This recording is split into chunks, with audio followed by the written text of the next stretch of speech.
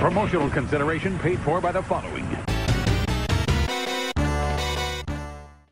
Of all the beat-em-ups that are on the Genesis, two get mentioned more than any other: Golden Axe and Streets of Rage 2.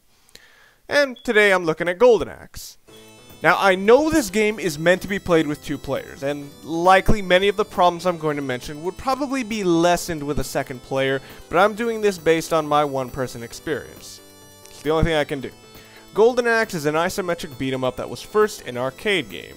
You choose between 3 different characters, go right, and beat stuff up! The primary difference among these characters is how they use the magic they acquire, which is something I'll talk about soon enough. The actual combat works well, but it takes some time to get used to. As with most of these beat-em-ups, you need to be at the same level as the enemies to hit them, but it's surprisingly hard to tell whether you're at the same level as the enemies due to the graphic style. Sprites generally just don't give a good impression of depth, and it's really felt here. But what's really dumb about this is how the characters' attacks look like they should have wide spread, but really you always have to be in front of the enemy to hit them. Those two graphical issues take some time to overcome, but I still like the Conan the Barbarian style of this game. It actually does add a nice sense of personality to the world. Your controls for this are very basic: button to jump, a button to attack, and a button for magic, which is basically your kill-all weapon. It's a very easy to learn setup. A personal problem of mine was the action of running, which is performed by double tapping forward, and how magic is too easily accessible to the point where you can use it very easily by accident. These problems are simply mine though, as one disappears over time, and the other is because of the controller I use. Once again, I'm using the Steam version of the Sega Genesis Collection, but this time I'm using an Xbox 360 controller, which has an incredibly poor D-pad. If you're going to play this game on a modern controller, I'd choose the Wiimote. The actual trouble comes more from the previously mentioned depth problems and the way the enemies are programmed. When you play an aggressive playstyle, they'll play a defensive playstyle, and vice versa.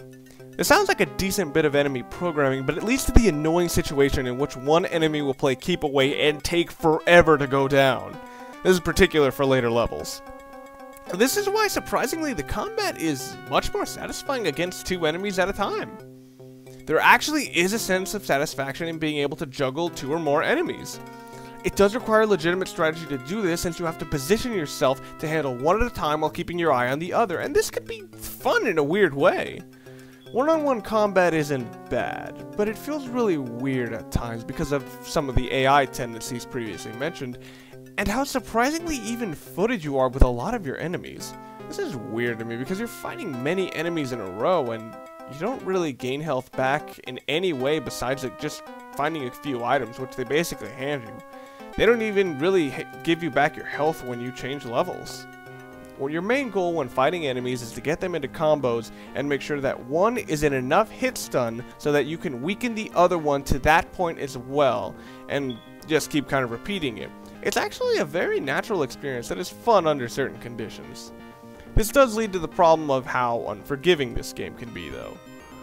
When you mess up juggling the enemies, they can attack you from both sides, which is pretty much expected, but many of the later enemies can absolutely destroy you in one combo, and it seems as though the AI is deliberately putting itself into a position to do this, since they keep trying to do so many running attacks to go right past you.